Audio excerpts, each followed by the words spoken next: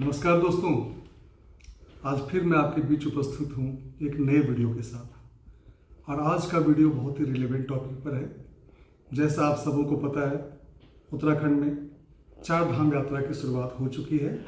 बड़ी संख्या में यात्री गंगोत्री, यमुनोत्री, बद्रीनाथ और केदारनाथ के लिए जा रहे हैं। आपकी यात्रा सफल हो, सुरक्षित हो, इसके लिए कुछ चीज़ों का ध्यान रखना अति आवश्यक है। परिवहन विभाग उत्तराखंड ने भी इस संबंध में कुछ गाइडलाइन जारी किए हैं कि यात्रा की अवधि में आपको कैसा बिहेव करना चाहिए, क्या करना चाहिए, क्या नहीं करना चाहिए, डूज एंड डोंट्स। तो उसके बारे में हम लोग डिस्कस करेंगे। अगर 4 धाम यात्रा पर आप जा रहे हैं तो सबसे पहली चीज़ है, सबसे पहली शर्त है कि यात्री रजिस्टर्ड होना चाहिए। यात्रा का पंजीयन करवाने के बाद ही आप 4 धाम यात्रा पर आप जाइए, तभी आपको 4 धाम यात्रा के लिए अलाउ किया जाएगा।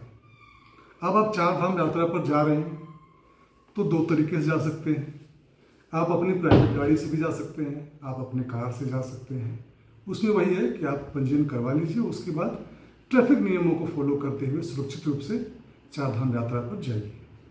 अगर आप हायर की हुई गाड़ी ले रहे हैं, कॉमर्शियल व्हीकल, पीली प्लेट वाली, किराए पे ले रहे हैं, तो वैसी गाड़ियां जो होती हैं उसके लिए कुछ नियम हैं। तो पहला नियम है कि ऐसी गाड़ियों का ग्रीन कार्ड बना होना चाहिए। अब ग्रीन कार्ड क्या है? ग्रीन कार्ड परिवहन विभाग द्वारा, उत्तराखंड द्वारा जारी किया जाता है। इसमें आपको जो टैक्सी होती है या बस है, टेम्पो ट्रैवलर है, उसको ऑनलाइन उसके लिए अप्लाई करना होता है और उस गाड़ी को लेकर के आप परिवहन विभाग के नियरेस्ट जो आरटीओ या आरटीओ ऑफिस होते हैं वहाँ आपको जाना होता है। वहाँ गाड़ियों की फिटनेस की चेकिंग की जाती है कि जिस गाड़ी से आप यात्रा पर जा रहे हैं वो पर्वतीय मानक के अनुकूल है कि नहीं, और सारे डॉक्यूमेंट गाड़ी के सही हैं कि नहीं, फिटनेस है कि नहीं, वाइपर, रिफ्लेक्टर, हैंड ब्रेक सब ऑपरेशनल हैं कि नहीं। इन सब चीज़ों को चेक करने के बाद जो डॉक्यूमेंट होता है उसकी भी पूरी स्क्रूटनी होती है। उसके बाद आपको ग्रीन कार्ड जारी किया दिया जाता है। तो कॉमर्शियल गाड़ी के लिए 4 धाम यात्रा पर अगर आप जा रहे हैं तो ग्रीन कार्ड होना अति आवश्यक है। अगर ग्रीन कार्ड नहीं होगा तो गाड़ी का चालान भी किया जा सकता है। उसके बाद कॉमर्शियल गाड़ी से अगर आप यात्रा पर जा रहे हैं तो ग्रीन कार्ड के अलावे एक ट्रिप कार्ड होता है। ट्रिप कार्ड हर एक यात्रा में जितनी ट्रिप गाड़ी जाएगी ट्रिप कार्ड बनाया जाएगा। ट्रिप कार्ड में यात्रियों की सूची होती है, यात्री का नाम होता है, उसका एड्रेस होता है और ड्राइवर का भी डिटेल होता है। तो गाड़ी का ग्रीन कार्ड होना चाहिए और जब गाड़ी यात्रा पर जा रही है तो प्रत्येक ट्रिप में एक ट्रिप कार्ड बना होना चाहिए।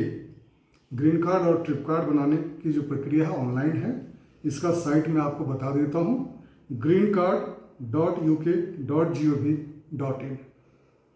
अब आप यात्रा पे जा रहे हैं तो सबसे इम्पॉर्टेंट चीज़ जो मैं सोचता हूँ कि यात्रा पर जाए तो पूरी तैयारी करके आप आइए। आपके पास गर्म कपड़े होने चाहिए, कुछ मेडिसिन होनी चाहिए, पानी का बोतल हो, खाने की कुछ व्यवस्था होनी चाहिए, स्नैक्स होने चाहिए। ये सब मेडिसिन तो सबसे ज़रूरी है, जो मैंने बता ही दिया आपको। तो मेडिसिन भी होनी चाहिए, जो इम्पोर्टेंट मेडिसिन अगर आपको ले रहे हैं तो आपको हेल्दी होना चाहिए। और अगर आपको लगता है कि आपको कोई मेडिकल की हिस्ट्री है तो थोड़ा सा उसकी भी जांच करवा लीजिए, उसके बाद यात्रा पर आप जाइए। दूसरी बात है कि जो चालक है उसके लिए मैं बोल रहा हूँ कि, और ये यात्रियों के लिए भी है कि यात्रा पर जब जा रहे हैं तो चालक को बीच बीच में गैप देते हुए आराम देना चाहिए। 3-4 घंटे की यात्रा ड्राइविंग कर रहा है ड्राइवर तो उसके बाद उसे 15-20 मिनट के लिए रिलैक्स लेना चाहिए ताकि वो आराम से चला सके। नहीं तो कई बार थकावट हो जाती है, कई बार नींद भी आती है और दुर्घटना होने की संभावना इसमें बढ़ जाती है।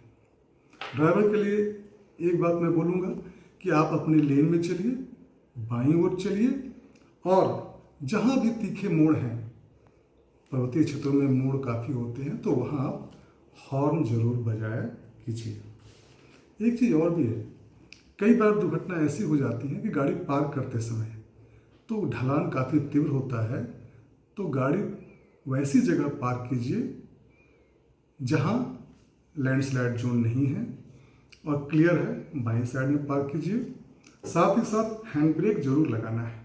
और कई बार स्लोप ज़्यादा होता है तो हैंड ब्रेक के साथ साथ एक लकड़ी का फ्रेम होता है जिसे गुटका भी बोलते हैं कई बार, उसको भी आप यूज़ कीजिए ताकि आपकी गाड़ी जहाँ पार्क किया है वहीं सुरक्षित रहे। और अन्य बात है जो आप जानते ही होंगे, पहाड़ों पे जो गाड़ी चढ़ रही है, ऊपर जा रही है, उसको प्राथमिकता दीजिए। कई बार क्या होता है कि उसकी जो स्पीड है टूट जाती है और उसमें फिर गाड़ी बैक साइड आने लगती है। तो गाड़ी अगर ऊपर जा रही है तो उसको सबसे फर्स्ट प्रायोरिटी ऊपर चढ़ने वाली गाड़ी को देना चाहिए। परिवहन विभाग के चेक पोस्ट बने हुए हैं। यहाँ आप देखेंगे यात्रा मार्गों पे परिवहन विभाग ने चेक पोस्ट स्थापित कर रखे हैं। उन चेक पोस्टों पे अपनी गाड़ी के डॉक्यूमेंट चेक करवाइए और वहाँ से चेकिंग होने के बाद ही आप गाड़ी को आगे लेकर के जाइए। एक अन्य चीज़ है कि जगह जगह लैंडस्लाइड भी होता है, तो कई बार जो एक्सीडेंट होते हैं कि ऊपर से पत्थर गिर जाता है, तो ऐसी जगह गाड़ी पार्क करना चाहिए आपको। मैंने पहले भी बताया है, मैं उसको थोड़ा इलेबोरेट कर रहा हूँ कि जहाँ पूरी तरह से खाली जगह हो, ऊपर से पत्थर आने की संभावना नहीं हो और एकदम किनारे होना चाहिए। तो ये तो है क्या करें, मैंने बताया आपको क्या करें। अगर जो बातें मैंने बताया अगर इनका पालन करते आप हैं तो आपकी यात्रा सुरक्षित रहेगी। एक चीज़ और भी है, जैसे मैदानी क्षेत्रों में आप सीट बेल्ट लगाते हैं, पर्वतीय मार्गों पर भी सीट बेल्ट लगाना चाहिए। यह आपको सुरक्षित रखता है। अब है कि यात्रा मार्गों पे आप क्या न करें। कुछ चीज़ें हैं जो आपको नहीं करनी चाहिए। ये चीज़ें कई बार क्या होता है, इसमें आपका नुकसान भी होता है, एक्सीडेंट भी हो सकता है, चालान भी गाड़ी का हो सकता है। तो क्या नहीं करना है, कई लोग आपको ऐसे मिल जाएंगे जो प्राइवेट गाड़ी में किराए पे सवारी होते हैं। तो सफ़ेद नंबर वाली जो प्लेट वाली जो गाड़ी होती है प्राइवेट गाड़ी, उसको किराए पे लेकर के यात्रा न करें। अगर यात्रा करना है तो टैक्सी मैक्सी बसों में, आप टेम्पो ट्रेवलर में, मतलब जो कमर्शियल व्हीकल है उसी में यात्रा करें। एक बात आपको बताना चाहूँगा मैं कि पर्वतीय क्षेत्रों में रात्रि के 10 बजे से लेकर के सुबह के 4 बजे तक वाहन का संचालन करना अलाउड नहीं है। ये ऐसा टाइम होता है जिसमें दुर्घटना होने की संभावना ज़्यादा होती है और दुर्घटना होने की स्थिति में कई बार मदद भी समय पर नहीं मिल पाती है।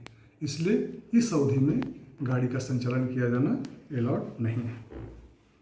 वाहन में आप ज्वलनशील पदार्थ जैसे केरोसिन हो गया, पेट्रोल हो गया, डीजल हो गया या एलपीजी सिलेंडर है, इन सब चीज़ों को मत रखिए, इससे आग लगने की संभावना बनी रहती है। शराब पीकर गाड़ी चलाना अलाउड नहीं है।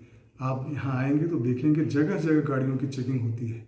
परिवहन विभाग गाड़ियों की चेकिंग कर रहा है, चेक पोस्ट हमारे लगे हैं, इंटरसेप्टर गाड़ियाँ हैं, पुलिस भी चेकिंग कर रही है जगह जगह। और तो गाड़ी आपकी अगर शराब पी के वाहन चलाते हैं तो गाड़ी का चालान होगा, गाड़ी सीज भी हो जाएगी और इसमें दुर्घटना की संभावना हमेशा बनी रहती है। एक अन्य बात मैं बोलना चाहूँगा कि ड्राइवर अगर यात्रा पर जा रहे हैं तो गाड़ी चलाते समय मोबाइल का प्रयोग एकदम मत करें। पर्वतीय क्षेत्रों में काफ़ी सेंसिटिव ड्राइविंग होती है। यहाँ अगर 1 सेकेंड के लिए भी आपका ध्यान भटकता है तो दुर्घटना होने की संभावना बढ़ जाती है और दुर्घटना गंभीर भी होता है। इसलिए कोई भी जो गैजेट मोबाइल का प्रयोग एकदम नहीं करना आपको है। और ओवर स्पीडिंग एक समस्या आती है, कई लोग ओवर स्पीडिंग करते हैं, तो ओवर स्पीडिंग नहीं करनी आपको है। जगह जगह स्पीड रडार गन भी लगे हुए हमारे हैं, हमारे इंटरसेप्टर में भी रडार गन लगे हुए हैं जहां गाड़ियों की स्पीड को भी हम लोग चेक करते हैं। चेकिंग अलग बात है, लेकिन दुर्घटना होने की संभावना भी इसमें ज़्यादा रहती है, तो ओवर स्पीडिंग से बचना है। तो मैंने दोस्तों बता दिया आपको कि क्या करना है क्या नहीं करना है। उत्तराखंड सरकार ने बहुत ही अच्छी व्यवस्था कर रखी है। आप चारधाम यात्रा पर आइए, अपना पंजीयन कराइए, उसी के बाद यात्रा पर जाइए। जगह जगह स्वास्थ्य व्यवस्थाएं भी की गई हैं, परिवहन विभाग ने चेक पोस्ट भी लगा रखे हैं और कई तरीके से सरकार ने बहुत अच्छी व्यवस्था करने का प्रयास किया है। आप आइए और सुखद और सुरक्षित यात्रा का आनंद लीजिए। थैंक यू दोस्तों।